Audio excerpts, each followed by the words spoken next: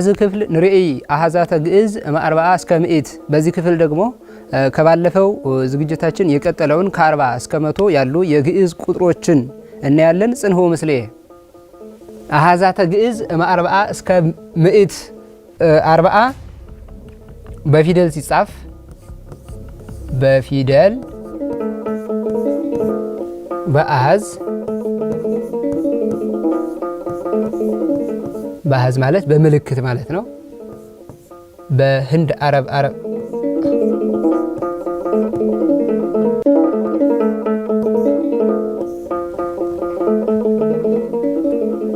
ስለዚህ በፊደል ስንጽፈው 40 የሚለውን አርብአ በአልፋዋ አይጻፍም።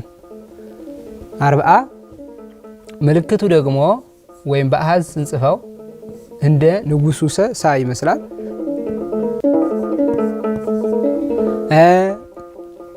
40 ወአሃዱ እያልን ስንጽፍ ከዚህ ላይ አሃዱን መጨመር ነው። 40 ወአሃዱ ለማለት እንደዚህ 40 ወክሌቱ ክሌቱን መጨመር። 50ን ስንጽፍ ደግሞ ሐመሰ ነው መነሻ ግሱ። የ40 መነሻ ግሱ ረባአ የሚለው ነው። የ50 ደግሞ ሐመሰ የሚለው ነው። ስለዚህ 50 እንደዚህ እንጽፋለን። በአሃዝ ሲጻፍ ደግሞ ራብኡን ሐሌታው ራብኡ ይመስላል ማለት ነው። ስለዚህ 50 ወአዱ 50 ወክሌቱ እያልን ስንሄድ ደግሞ ሌሎችን ባየንበት መንገድ በዛ ይሄዳል ማለት ነው። ስሳ ስድሳ ይላል። ስድሳ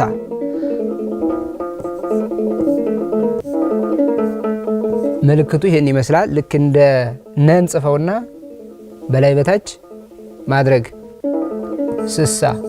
ስልሳ ማለት ነው። ሰብአ የሚለው ነው መነሻ ግሱ። ሰብአ አይኑ አሁኑ ራብኡ መሆኑን አንርሳ። ሰብአ ልክ ሮን ይመስላል ማለት ነው። ሰብአ 80 ሰመነ የሚለው ነው መነሻ ግሱ። ሰመነ 80 ደግሞ አሃዙ ይሄን ይመስላል።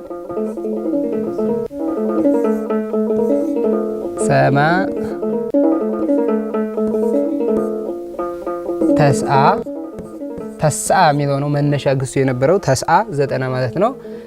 90 ደግሞ ንን ነው የሚመስል ንን 90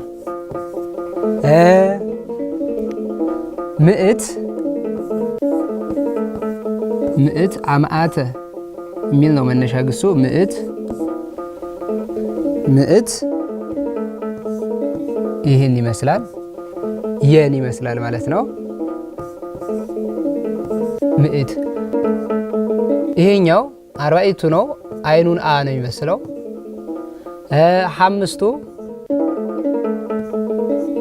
ረን ይመስላል። 6ቱ ጌን ይመስላል። 7ቱ ጊን ይመስላል። 9ቱ ሐሌታ ውሃን ይመስላል።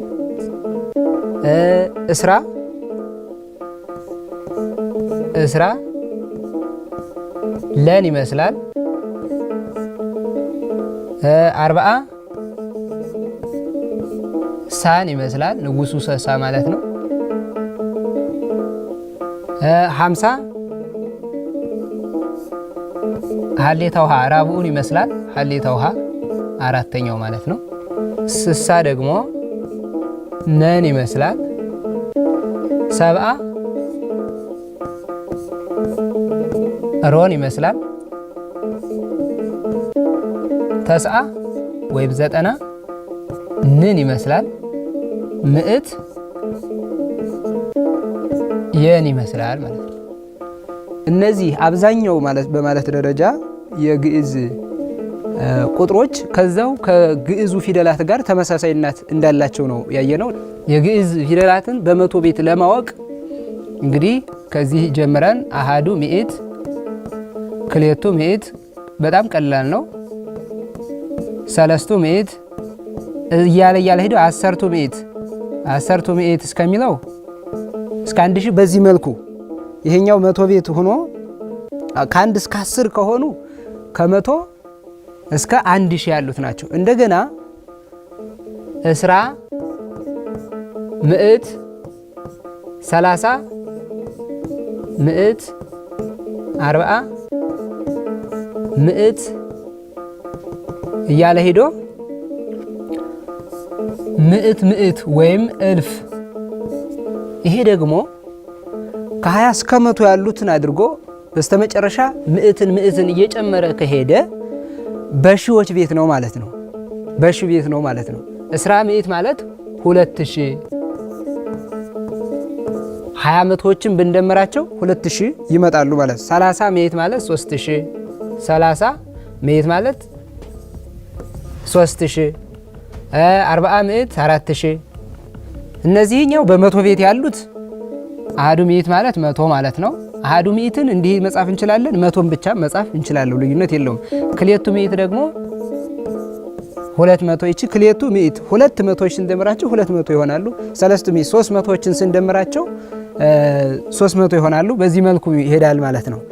በሺዎች ሲሆን ደግሞ ይሄንን ከ20 ወይም ከ10 እስከ ምዕት ያሉትን አድርገን በስተቀኝ በኩል ምዕትን እየጨመርንባቸው ስንሄድ እንደዚህ በሺ ቤት ይሆናሉ ማለት ነው። ስለዚህ ይህንን ካወቅን ዓመተ ምሕረትን በግዕዝ መጻፍ እንችላለን ማለት ነው። ለምሳሌ አሁን ያለንበት ዓመተ ምሕረት 2018 ከሆነ 2018 ከሆነ 2000 የሚለው የትኛው ነው የሚወክልልን?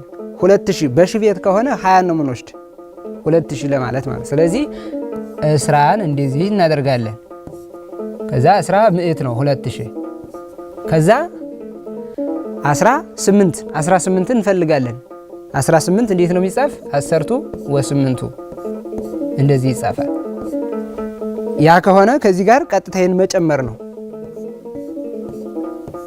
እንደዚህ ማለት ነው። እስራ ምዕት አሰርቱ ወስምንቱ ማለት 2018 ማለት ነው ማለት ነው። 2018 እዚህ ጋር ዜሮ ባይኖርስ ሌላ ቁጥር ቢሆንስ? ለምሳሌ ዓለም ከተፈጠረ ዘመን ከተቆጠረ 7518 ዓመት ሆኖታል። አሁን ይህንን በግዕዝ ቁጥር እንዴት እንግለጸው ስንል ምን ቀይረው የትኛውን ነው? 7518 የሚለውን ነው። 7000 ለማለት ማንን ነው የምንወስድ? መጀመሪያ 70 ምዕት 70 የሚለውን እንወስዳለን። 70 ምዕትን እንዳንጽፍ የኛው ምዕት አለብን። ስለዚህ 70 ወ5ቱ ምዕት 5 እናመጣለን እንዳለ እንደዚህ እናደርገውና ምዕት አድርገን ከዛ ይህንን እንዳለ ማምጣት አሰርቱ ወስምንቱ ስንት ሆነ ማለት ነው? 7518 70 ምዕት 70 ወ5ቱ ምዕት አሰርቱ ወስምንቱ ሲነበብ ወይም በፊደል ሲጻፍ 70 ወ5ቱ ምዕት አሰርቱ ወስምንቱ ዓመተ ምህረት 5500 ይሄኛው 00 ነው። 5000 የሚወክል ማን ነው? 50 ምዕት 50 ወ5ቱ ምዕት ብለን እንደዚህ መግለጽ እንችላለን። 5500 እንደዚህ ይሆንልናል ማለት ነው። አብዛኞቹ የግዕዝ ቁጥሮች ከዛው ከግዕዙ ፊደላት ጋር ተመሳሳይነት እንዳላቸው አይተናል። ከዚሁም ጋር በተጨማሪ ዓመተ ምሕረት እንዴት መጻፍ እንዳለብን ወይም ቁጥሮችን በግዕዝ እንዴት መጻፍ እንዳለብን አይተናል። በቀጣይ በሌላ ዝግጅት እስከምንገናኝ ሰላም ለክሙ።